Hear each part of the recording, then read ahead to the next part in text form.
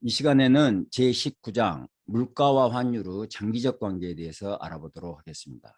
먼저 목차를 보시겠습니다. 1절에서 구매력 평가설에 대해서 알아보고 2절에서는 구매력 평가설이 현실적으로 설명력이 있는지를 알아보고 3절에서는 환율 결정에서 화폐적 접근 방법이 무엇인지, 그리고 이 접근 방법에서 우리가 환율을 변화를 어떻게 설명할 수 있는지를 알아보고 4절에서는 실질 환율에 대해서 공부하도록 하겠습니다.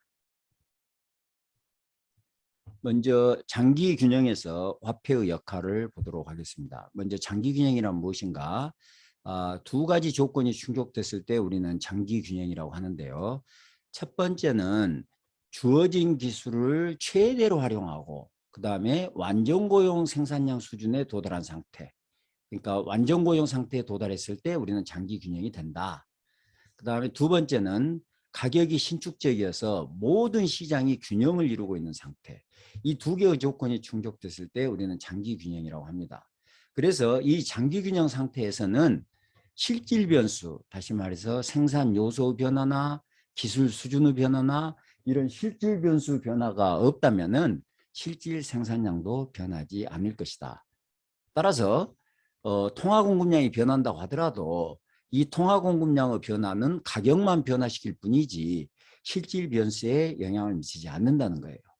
그래서 통화량이 증가하면 모든 가격이 동시에 같은 비율로 변하게 되니까 상대 가격은 변하지 않고 생산량도 기존 생산량 수준에서 변하지 않는다.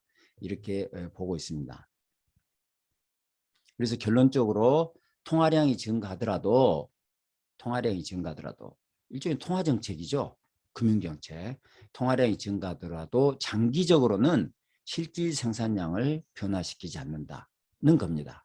그래서 이걸 우리는 화폐의 중립성, Neutrality of Money, 화폐의 중립성이라고 부르고 있습니다. 그러니까 장기적으로 화폐라는 것은 실질 변수에 영향을 미치지 못한다. 이제 그런 면에서 중립적이다. 이렇게 표현하는 것입니다. 먼저 다음으로는 이제 구매력 평가서를 알아보도록 하겠습니다. 먼저 일물일가 법칙은 개방 경제에서는 어떤 재화의 가격이 모든 국가에서 같다는 거예요. 가격이 하나다. 이제 일물, 하나의 물건은 하나의 가격이다. 이제 자유무역을 하게 되니까 운송비가 없다고 우리가 가정을 하게 되면, 실제는 이제 운송비가 있지만 모형상 운송비가 없다고 하면 A국이든 B국이든 C국이든 자유롭게 물건이 왔다 갔다 하니까 그 가격이 하나일 거다. 그래서 일물일가법칙을 표시하면 이게 지금 외국의 가격이고 이것이 우리나라의 가격이고 외국 가격에다 환율을 곱하면은 이게 두 나라 가격이 같아진다는 거예요. 예를 들면 환율이 1달러가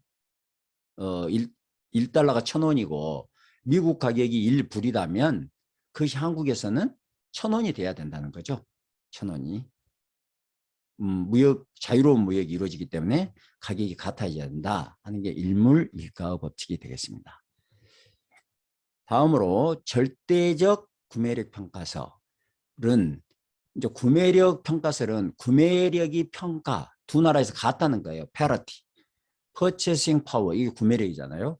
물건을 사는 파워가 두 나라에서 parity, 같다 하는 것이 구매력 평가설이고, 절대적 구매력 평가설은 이 구매력이 절대적으로 같다는 것입니다. 그래서 우리가 흔히 구매력 평가설은 Purchasing Power Parity, 그래서 PPP라고 흔히 이렇게 쓰고 있습니다. 그래서 환율은 두 나라 물가 수준의 비율하고 같다. 이게 지금 환율은 우리나라 물가, 외국 물가의 비율하고 같다는 것이고, 이걸 다시 정리하면 우리나라의 물가 수준은 외국의 물가 수준에다가 환율을 곱한 것하고 같다. 어떻게 보면 일물일가 법칙인 것 같지만 일물일가 법칙하고 다른 것은, 일물일가는 이 P가 어떤 재화의 가격이었다면 이 P는 뭐예요? 재화 묶음이죠. 재화 묶음. 그러니까 물가 지수가 되겠습니다. 물가 지수. 그래서 두 나라의 재화 묶음은 가격이 같다.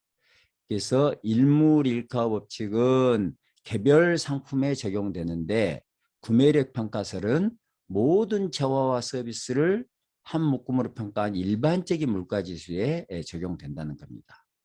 근데 이제 현실 세계에서는 이런 구매력 평가설이 성립하기가 어렵습니다. 왜냐하면 운송비하고 무역장비가 있으니까 국가마다 가격이 다를 수밖에 없고, 또 물가지수에 계산되는 재화의 집합이라든지, 그 다음에 이것들을 가중치라든지 이런 것들이 국가마다 서로 다르기 때문에 그렇습니다.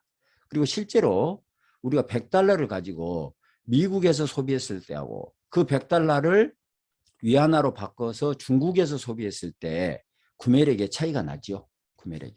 자, 그 구매력의 차이가 난다는 것은 이 환율이, 위안화 달러 환율이 구매력 평가서를 제대로 반영하고 있지 못하다.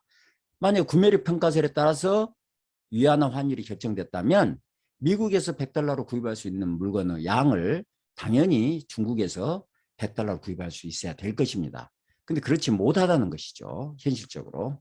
그것은 절대적 구매력 평가설이 현실 세계에서 적용하기는 어려운 것이 아니냐 하는 것을 보여주고 있습니다.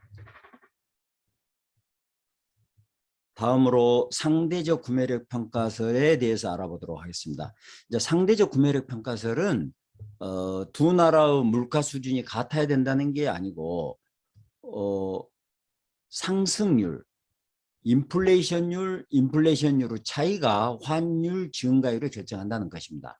만약에 우리나라 인플레이션율은 10%였는데 미국 인플레이션율은 5%였다. 그러면 이 물가지수 변화로 인해서 환율이 5%, 10 빼기 5니까 5죠? 5% 올라가야 될 것이다. 이제 이게 상대적 구매력 평가설입니다. 이제 상대적 구매력 평가설은 E는 이꼴 P 스타를 미분에서 나온 값이라고 이렇게 생각하시면 되겠습니다.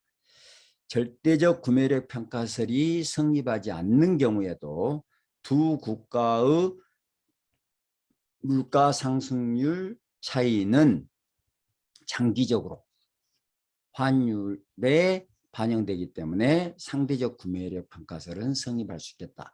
자, 무슨 이야기인 거는 절대적 구매력 평가설 10만 원을 가지고 미국에서 사나 중국에서 사나 똑같은 물건을 살 수 있어야 된다 하는 것은 별로 맞지 않다 이거예요. 하지만 중국의 인플레이션율은 10%이고 미국의 인플레이션은 4%였을 때 위안화 환율이 달러에 대한 위안화 환율이 6% 올라갈 거다 하는 이 상대적 구매력 평가설은 상대적으로 타당하다 하는 이야기를 하고 있습니다. 그러면 이 구매력 평가설이 그 현실에서 잘 맞고 있느냐? 그렇지는 않은 것 같아요. 절대적 구매력 평가설은 재화의 가격이 모든 국가에서 서로 같다는 일물일가 법칙을 전제로 하고 있는데 실제로 현재 환율로 환산한 재화나 서비스 가격이 국가마다 서로 같지 않잖아요. 특히 교역제인 공산품보다도 비교역제인 서비스제의 가격은 국가마다 상당히 많이 다르다는 것을 우리가 알 수 있습니다. 그래서 현실적으로 같은 물건을 같은 가격에 살 수 있다는 절대적 구매력 평가설은 성립하지 않는다고 봐야 되겠습니다. 하지만 상대적 구매력 평가설은 장기로 갈수록 그 설명력이 높아진다는 것을 알 수가 있고, 그 다음에 어떤 국가 인플레이션이 높다면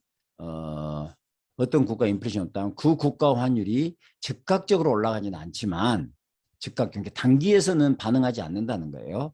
하지만 3 내지 5년이 지나면 물가 상승률 절반 정도가 환율에 반영된다.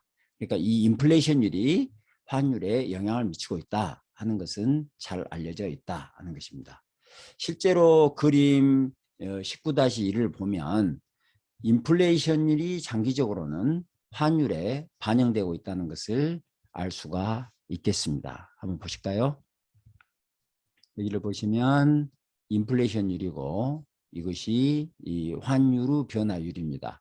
1970년부터 2010년이니까 약 40년간에 걸쳐서 110개 국가들이 미국의 달러에 대해서 환율이 어떻게 변했고 미국에 비해서 인플레이션율이 높았는가 낮았는가를 보고 있는데 여러분이 보시다시피 굉장히 비례적인 관계, 특히 이 계수가 1인 걸로 봐서 인플레이션율하고 이 환율 변화율이 거의 비례적으로 변하고 있다 하는 것을 보여주고 있습니다. 자, 이 이야기는 장기적으로 상대적 구매력 평가설은 타당하다, 맞다 있는 것을 이 데이터가 보여주고 있습니다. 우리 교과서 박스에 빅맥 지수라고 있습니다. 빅맥은 맥도날드에서 팔고 있는 햄버거 가격이 되겠습니다. 이 맥도날드가 전 세계에 있으니까 이 똑같은 빅맥이 만약 구매력 평가설에 따라서 환율이 결정된다면 모든 국가에서의 빅맥 가격이 같아야 되겠죠. 그래서 실제로 이 빅맥 가격이 환율로 환산했을 때, 현재 환율로 환산했을 때 같으면 구매력 평가설이 타당한 거고, 만약에 같지 않다면 구매력 평가설에 의해서 환율이 결정된다고 볼 수 없겠죠. 그래서 이코노미스트지가 매년 이 빅맥 가격을 매년 발표를 하고 있어요. 조사해서. 그래서 그 빅맥 가격 기준으로 해서 실제 환율과 PPP 환율이 어떻게 달라지는가 하는 것을 보여주고 있습니다. 자, 표를 먼저 보시겠습니다. 여기를 보시면 지금 이코노미스트지가 2019년에 발표한 자료입니다. 그래서 이건 화폐 단위가 되겠고 그 나라 가격으로 빅맥 가격이 어떻게 됐는지 이걸 달러로 표시했을 때 환율로 바꾼 거죠. 이 실제 환율로 바꿔서 달러로 표시하면 가격이 어떻게 되는지, 그 다음에 PPP 환율은 PPP 환율을 계산하면 그 값이 어떻게 되는지. PPP 환율은 이렇게 계산한 거죠. E는 이꼴 P 스타. 그래서 해당 국가의 빅맥 가격과 미국의 빅맥 가격을 여기다 집어넣으면 미국 달러에 대한 환율이 계산이 되겠습니다. 이 환율을 갖다가 우리가 PPP 환율이다 이렇게 이야기를 하고 있습니다. 자, 그러면 한국 경우로 한번 예를 들어볼까요? 한국 환율이 784다는 것은 어떻게 계산한 건가는 한국의 빅맥 가격인 4,500 나누기 미국의, 여기가 미국이 있습니다. 미국의 빅맥 가격인 5.74 이걸 계산하면 784가 나온다는 것입니다. 자, 그 이야기는 이 784는 무슨 이야기인 거는 미국의 빅맥 가격과 한국의 빅맥 가격이 같아지기 위해서는 환율이 784원이어야 된다는 거예요. 구매력으로 계산한 환율은 784원이어야 된다는 겁니다. 그런데 실제 환율은 1180원이니까 환율이 굉장히 높은 거죠. 환율이 높다는 것은 구매력 환율보다 실제 환율이 높다는 것은 우리나라 화폐가 저평가되어 있다. 얼마만큼? 33%만큼 이것은 저평가. 우리나라 원화가 저평가된 거예요. 원화가 저평가되어 있다. 이렇게 볼 수 있겠습니다. 자, 다른 PPP 환율도 다 그런 식으로 계산한 겁니다. 이 3.66은 어떻게 계산했겠어요? 21 위안 나누기 5.74 하면은 3.66이 나오겠죠. 그런데 실제로 위안화 환율은 6.88이니까 3.66이어야지 구매력이 일치하게 되는데 실제로 6.88이니까 굉장히 실제 환율이 지금 환율이 높잖아요. 그러니까 저평가되어 있다. 얼마만큼? 46%만큼 저평가되어 있다. 이렇게 볼 수 있겠습니다. 그래서 여기가 지금 고저평가를 제가 계산해 가지고 여기다 적은 겁니다. 대체적으로 보면 이 미국 밑에 있는 국가들이 노르웨이를 제외하고는 대체적으로 이 나라들이 밑으로 갈수록 개도국, 위로 갈수록 선진국 이렇게 돼 있다고 볼 수 있겠습니다. 자, 그 이야기는 선진국으로 갈수록 환율이 고평가되는 경향이 있고 개도국으로 갈수록 환율이 저평가되는 경향이 있다 하는 것을 보여주고 있습니다. 자, 여기 적어진 글들을 같이 간단히 읽어보도록 하겠습니다. PPP 환율이란 양국 구매력을 일치시켜주는 환율이다. 자, 표를 보면 스위스 가격은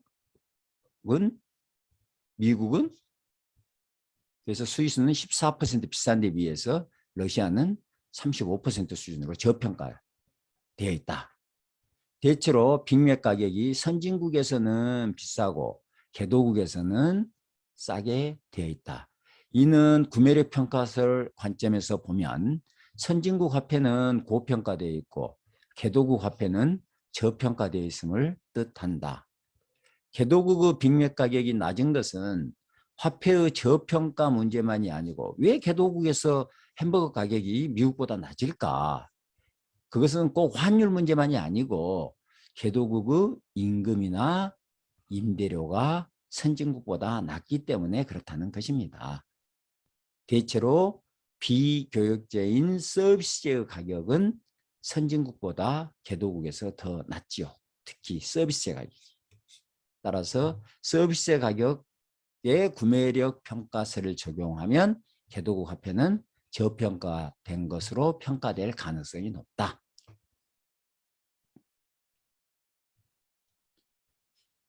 구매력 평가설에 의해서 환율이 결정된다는 것은 문제점이 뭘까? 구매력 평가설은 현실적으로 성립하기 어렵다. 그 이유를 다음 4가지로 간단히 볼 수 있겠어요. 첫 번째는 구매력 평가설은 이 나라의 재화하고 이 나라의 재화의 가격이 같아야 되는데 실제로 교역이 불가능한 재화, 비교역제가 있단 말이에요. 비교역제는 여기 있는 재화와 여기 있는 재화가 교역이 되지 않으니까 반드시 가격이 같아야 될 이유가 없다는 것이죠. 그렇다면 구매력 평가서를 적용하기가 어려운 거 아니냐. 두 번째는 같은 제품에 대해서도 국가마다 서로 다른 가격을 부과하는 가격차별 형태가 있다. 그래서 현대자동차가 우리나라에서 파는 제네시스 자동차하고 미국에서 파는 제네시스 자동차 가격을 봤더니 이게 같아야 되는데 같은 제품이니까 같아야 되는데 가격이 같지 않더라는 거예요. 가격이 같지 않으면 구매력 평가서를 적용하기가 어려운 거 아니에요. 어렵다는 거죠. 세 번째는 물가지수를 계산하는 방법이 국가마다 다르다는 거예요.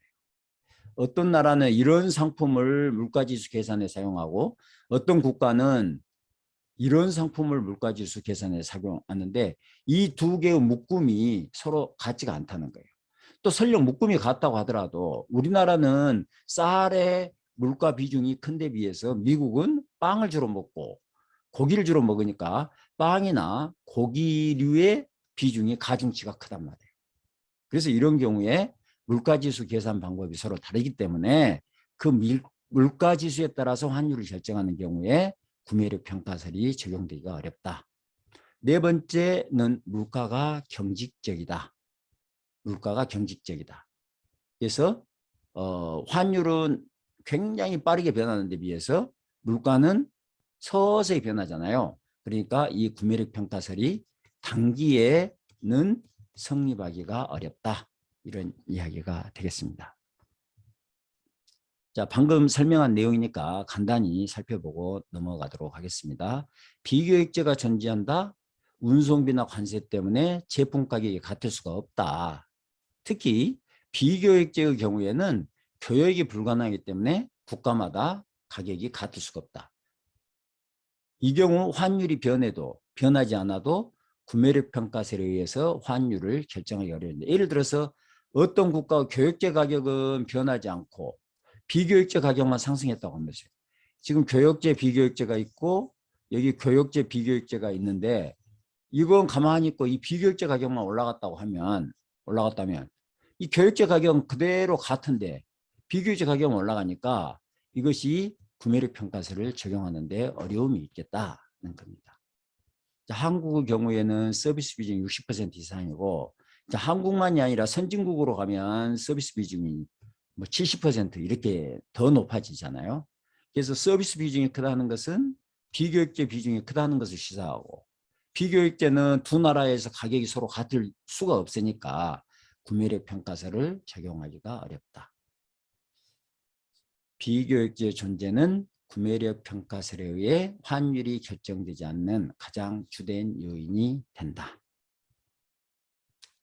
두 번째는 가격차별에 대한 이야기인데 가격차별이라는 것은 같은 제품의 가격을 가격이 서로 다른 거죠. 동일 제품 가격이 서로 다른 거예요. 예를 들면 우리가 핸드폰 요금은 굉장히 다양하잖아요. 뭐 이런 종류. 이게 일종의 가격 차별입니다. 그렇듯이 아까 제가 제네시스 현대자동차 제네시스 이야기를 했습니다만은 한국에서는 대체적으로 비싸게 팔고 미국에서는 싸게 판다면 낮게 판다면 한국의 가격이 미국 가격보다 비싸게 된다면 이것은 일종의 가격 차별이죠. 동일 제품이 두 시장에서 다르니까. 그렇다면 두 나라 물가가 같지 않으니까 구매력 평가서를 성립하기가 어렵다. 그리고 이와 같이 국가마다 가격 차이가 달라지는 것을 우리가 덤핑이라고 표현하고 있습니다. 이 덤핑이라는 것은 자국 시장보다 해외 시장에서 더 낮은 가격으로 판매하는 경우를 덤핑이라고 하는데 이런 덤핑도 일종의 가격 차별의 하나라고 볼 수 있겠습니다. 세 번째는 물가지수 측정 방법이 다르다. 국가마다 물가지수 산출에 포함하는 재화 묶음이 다르고 또 각 재화의 가중치가 같지가 않다는 거예요. 그래서 같은 재화의 가격이 같은 비율로 올라가더라도 국가마다 물가지수 상승률이 달라지는 게 되는 겁니다. 자, 한번 여기 읽어볼까요? 같은 재화 가격이 같은 비율로 올라갔으므로 양국의 실질적인 구매력에는 차이가 없어요. 그런데 물가지수 산출값은 달라지는 거죠. 왜죠? 가중치가 달라지니까. 가중치가 달리니까 마치 우리나라도 어떤 쌀을 할까요? 어떤 A라는 재화의 가격이 우리나라도 10% 올라가고 이 재화 가격이 미국에서도 10% 올라갔어요. 그런데 우리나라는 이 10%로 인해서 물가 수준이 1% 올라간 것이 될 것이고 이 쌀이라고 생각하면 미국은 쌀을 별로 안 먹으니까 0.5% 올라간 것으로 반영이 된다는 거죠. 그러면 물가지수에 따라서 우리가 환율을 계산하려면 환율이 변해야 되는데 실질적으로는 구매력이 아무런 변화도 없잖아요. 가격이 똑같이 변했으니까. 이런 문제를 이야기하고 있는 겁니다. 물가지수 상승률의 차이를 반영해서 환율이 변하게 되면 이는 양국의 구매력을 일치시키지 못하게 된다. 그래서 이래도 문제고 저래도 문제다 하는 것을 이야기해 주고 있습니다.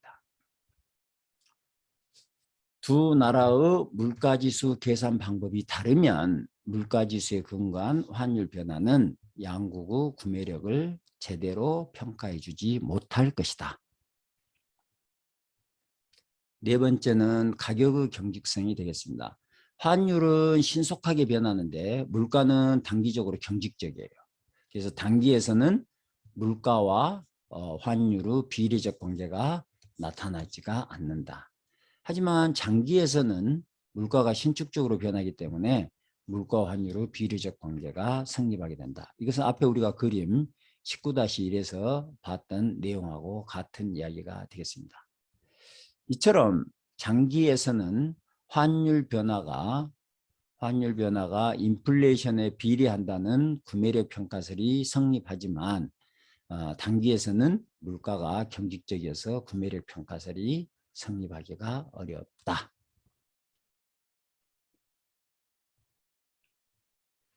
우리 교과서 박스를 보면 왜 후진국에서 물가 수준이 더 낮을까 하는 내용이 나와 있습니다. 먼저 그림을 보실까요? 이 그림을 보면 제가 미국 펜홀드 테이블에서 데이터를 추출해 가지고 2017년 자료네요.